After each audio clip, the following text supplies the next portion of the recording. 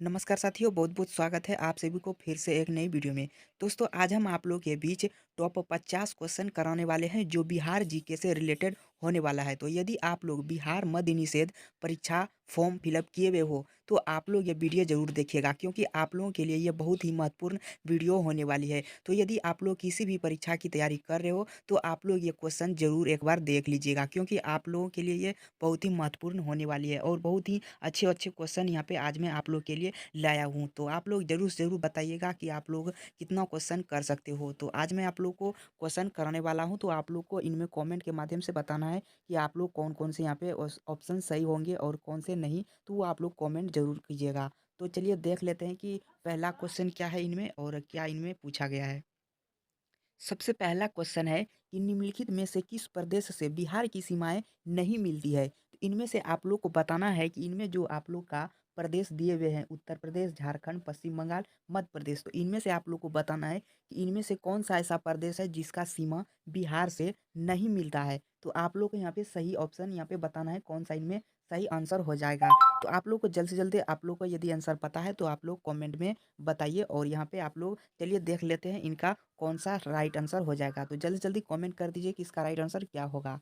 तो चलिए देखते हैं कि इनका राइट आंसर क्या हो जाएगा। तो जैसे कि मैंने आप लोग के बीच देख पा रहा हूँ, इसका जो राइट आंसर हो जाएगा वो हो जाएगा डी नंबर। यहाँ पे आप लोग देख सकते हैं कि मध्य प्रदेश, तो इसका जो राइट आंसर हो जाएगा वो मध्य प्रदेश हो जाएगा। यानी कि मध्य प्रदेश का जो सीमा है वो बिहार से नहीं मिलता है। तो चलिए नेक्स्ट क्वेश्चन की ओर चलते हैं। तो यहाँ पे पूछा गया है कि जनसंख्या के हिसाब से भारत में बिहार का कौन-सा स्थान है?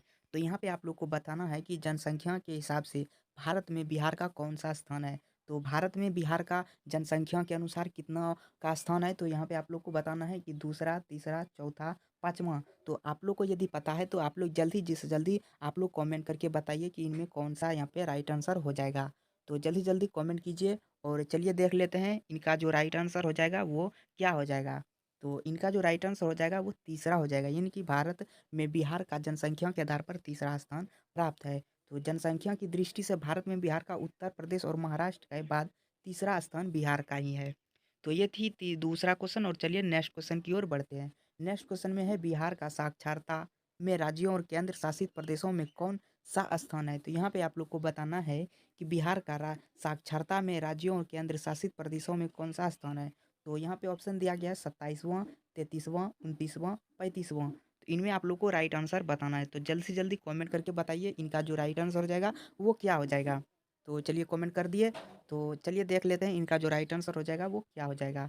तो इनका जो राइट आंसर हो जाएगा वो हो जाएगा यहाँ पे इसका जो राइट आंसर हो जाएगा वो 35वां हो जाएगा। बिहार का साक्षरता में राज्यों और केंद्र शासित प्रदेशों में 35वां स्थान है।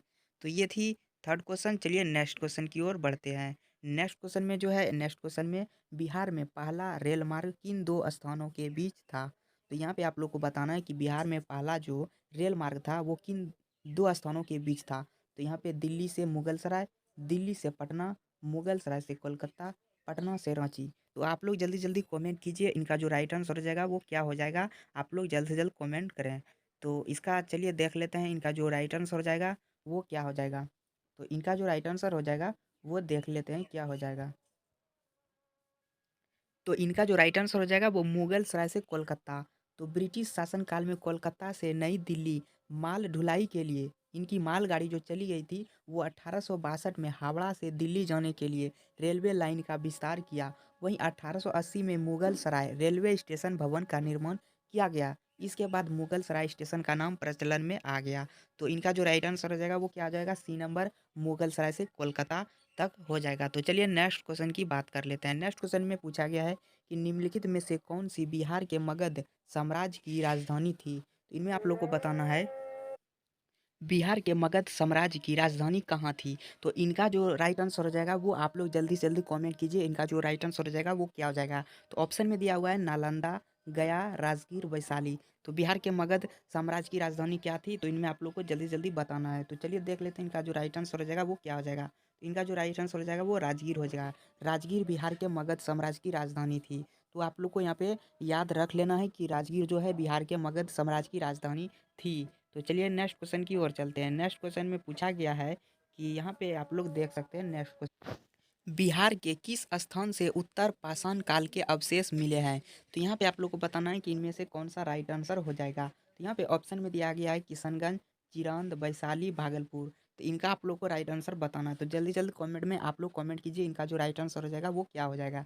तो चलिए देख लेते हैं इनका राइट आंसर क्या हो जाएगा। तो इसका जो राइट आंसर हो जाएगा वो चिरंद हो जाएगा। बिहार के चिरंद से नवपाषाण काल से अवशेष मिले हैं। तो चलिए नेक्स्ट क्वेश्चन की बात कर लेते हैं। नेक्स्ट क्वेश्चन में पूछा गया है कि किस वेद में बिहार के निवासियों की कीकट कहा गया है? तो इनमें आप लोग को बताना है कि किस वेद में बिहार के निवासियों को कीकट कहा गया है। तो यहाँ पे जो ऑप्शन दिया गया है ऋग्वेद, यजुर्वेद, सामवेद, अथर्ववेद। तो यदि आप लोग का ये क्वेश्चन का आंसर पता है तो आप लोग हमें कमेंट करके बता सकते हो। जल्द से जल्द कमेंट कर दीजिए और मैं आप लोग के बीच सारा क्वेश्चन देख लूँगा, आप लोग सही आंसर डालो हो या नहीं। तो चलिए देख लेते हैं इसका जो राइट आंसर हो जाएगा। तो इसका जो राइट आंसर हो जाएगा वो ऋग्वेद हो जाएगा। ऋग्वेद में बिहार के निवासियों को कीकट कहा गया है। कौन से वेद में कहा गया है? ऋग्वेद। ऋग्वेद में बिहार को निवासियों को कीकट कहा गया है। चलिए नेक्स्ट क्वेश्चन की ओर चलते हैं। नेक्स्ट क्वेश्चन में पूछा गया है कि बिहार में नुहानी वंश का उदय किसके काल में हुआ? तो नुहानी वंश का उदय बिहार में किस काल में हुआ था? तो ये बताना है। तो इसका जो ऑप्शन दिया गया है बहलोल लोदी, इब्राहिम लोदी, सिकंदर लोदी या इनमें से कोई नहीं।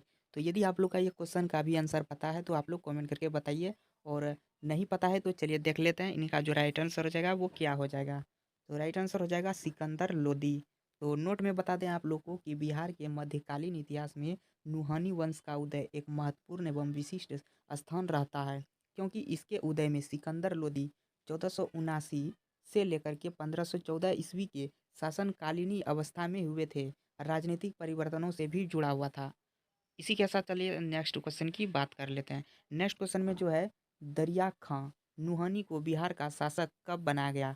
ये क्वेश्चन बहुत ही इंपॉर्टेंट है। ये जो मैं आप लोग के बीच बता रहा हूँ ये बहुत ही इंपॉर्टेंट होगा। सभी यहाँ पे एग्जाम में पूछे जाएंगे बिहार से रिलेटेड, इसीलिए क्वेश्चन आप लोग ज़रूर देख लीजिएगा एक बार।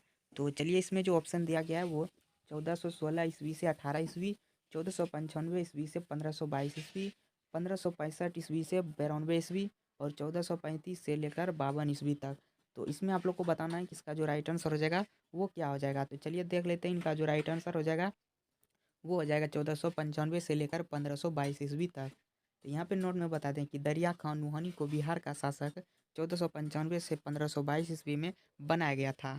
वहीं बात करते हैं नेक्स्ट क्वेश्चन की और नेक्स्ट क्वेश्चन में जो पूछा गया मुजफ्फरपुर बम कांड में किस क्रांतिकारी को 1908 में अलीपुर सेंट्रल जेल में फांसी दी गई थी? तो इनमें आप लोग को बताना है कि मुजफ्फरपुर बम कांड में किस क्रांतिकारी को 1998 में 1908 में अलीपुर सेंट्रल जेल में फांसी दी गई थी? तो यहाँ पे आप लोग को ऑप्शन दिया गया है प्रफुल्ल चंद्र, खुदीराम बोस, केदारनाथ चटर्जी, बाबा ठाकुर दास। यदि आप लोग का इसका आंसर पता है तो आप लोग कमेंट करके ज़रूर बताइए। तो चलिए देख लेते हैं इनका जो राइट आंसर हो जाएगा वो क्या हो जाएगा, कौन थे? तो इसका जो राइट आंसर हो जाएगा वो खुदीराम बोस था। खुदीराम बोस को 13 जुलाई 1908 को अलीपुर में सेंट्रल जेल में फांसी की सज़ा सुनाई गई थी। नेक्स्ट क्वेश्चन की बात कर लेते हैं। बिहार युवक संघ की स्थापना किस वर्ष हुई थी? ये भी आप लोग को मोस्ट वीवीआई क्वेश्चन है दोस्तों। ये क्वेश्चन आप लोग जरूर से जरूर याद कर लीजिएगा। इनमें आप लोग को पूछा गया है कि बिहार युवक संघ की स्थापना किस वर्ष हुई थी? तो यहाँ पे ऑप्शन में दिया गया 1926, 1927, 1928, 1929। तो आप लोग को बताना था। यदि आप लोग का इसका आंसर पता है तो आप लोग कमेंट करके जरूर बताइए। जल्द से जल्द आप लोग कमेंट कीजिए, मैं आप लोग का वेट कर रहा हूँ। तो इसका जो राइट आंसर हो जाएगा वो चलिए देख लेते हैं। इनका जो राइट आंसर हो जाएगा वो 1928 होगा। तो बिहार युवक संघ की स्थापना प्रोफेसर ज्ञान साहा के नेतृत्व में मोतिहारी में 1928 ईस्वी में हुई थी। तो जैसा कि आप लोग यहाँ पे देख पा रहे होंगे इसका जो राइट आंसर हो जाएगा 1928। तो चलिए नेक्स्ट क्वेश्चन की बात कर लेते हैं। नेक्स्ट क्वेश्चन जो पूछा गया है कि अंग्रेजों में स्वतंत्रता आंदोलन के दौरान किस नेता को जिंदा या मुर्दा पकड़ने वाले को इनाम देने की घोषणा की थी? तो इनमें आप लोग को बताना है कि अंग्रेजों ने स्वतंत्रता आंदोलन के दौरान किस नेता को जिंदा मुर्दा पकड़ने वाले इनाम देने की घोषणा की थी? तो इनका जो यहाँ पे ऑप्शन दिया गया है राम दयालु सिंह, जयप्रकाश नारायण, श्री कृष्ण सिंह, सियाराम सिन्हा। तो यदि आप लोग का इनका आंसर पता है तो आप लोग कमेंट करके ज़रूर बताइए। चलिए देख लेते हैं इनका जो राइट आंसर हो जाएगा वो क्या हो जाएगा। तो इनका जो राइट आंसर हो जाएगा जयप्रकाश नारायण।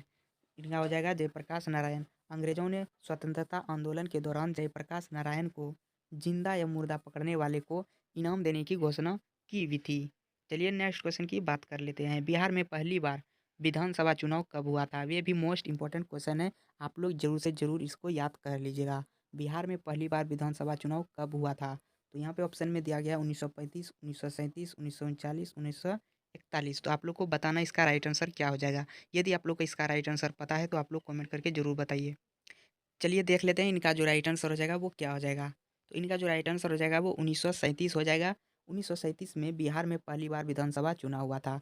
तो बिहार में जो पहली विधानसभा चुनाव हुआ था 1937 में हुआ था। तो चलिए नेक्स्ट क्वेश्चन की बात नेक्स्ट क्वेश्चन है बिहार विधानसभा परिषद में कितने सीटें हैं? तो यहाँ पे आप लोग को बताना है कि विधानसभा यानी कि बिहार में जो विधानसभा है, परिषद है, इनमें कितना सीट है? तो यहाँ पे ऑप्शन नंबर ए है 55, 70, 75, 87।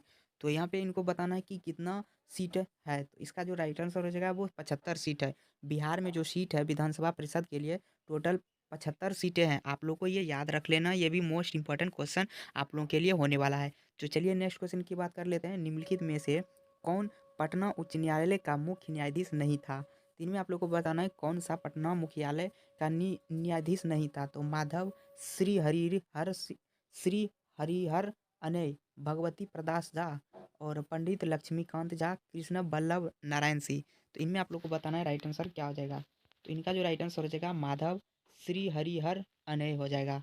माधव श्री हरिहर अनय पटना उच्च न्यायालय के मुख्य न्यायाधीश के पद पर कभी नहीं रहे थे। तो चलिए नेक्स्ट क्वेश्चन की ओर चलते हैं। नेक्स्ट क्वेश्चन में भगवती प्रसाद झा पटना हाई कोर्ट के मुख्य न्यायाधीश कब बने थे? तो इस ऑप्शन नंबर ये है 1970, 1972, 1982, 1987।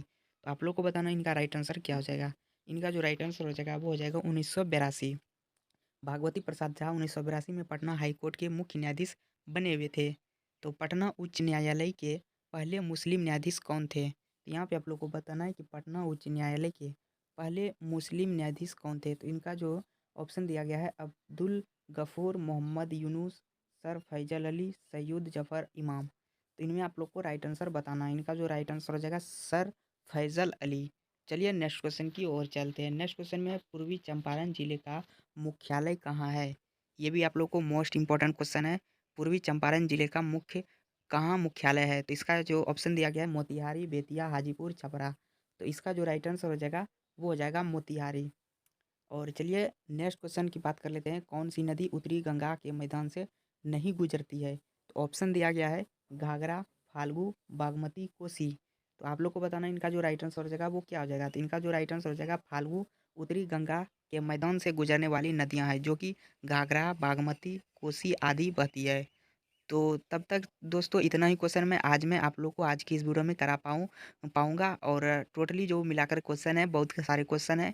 आगे भी मैं आप लोग के लिए ये क्वेश्चन लेकर के आऊँगा। यदि आप लोग कमेंट करते हो तो और भी वीडियो मैं आप लोग के लिए बनाऊँगा। तो दोस्तों कमेंट करके बताना कि आज का ये क्वेश्चन आप लोग के लिए कैसा लगा था और कितना आप लोग क्वेश्चन कितना में कितना आप लोग मारे हुए हो। तो ज़रूर ज़रूर कमेंट करके बताइएगा। सो आई होप कि वीडियो आप लोग को पसंद आई होगी। अगर पसंद आई तो लाइक कीजिए, साथ ही साथ हमारे चैनल को भी सब्सक्राइब कर लीजिए। क्योंकि यहाँ पे आप लोग को बिहार से रिलेटेड हर एक जानकारी सबसे पहले दी जाती है और जो भी फॉर्म की फिलअप की प्रक्रिया रहती है उसको भी यहाँ पे समझाया जाता है। तो मिलते हैं अगले वीडियो में, तब तक के लिए धन्यवाद।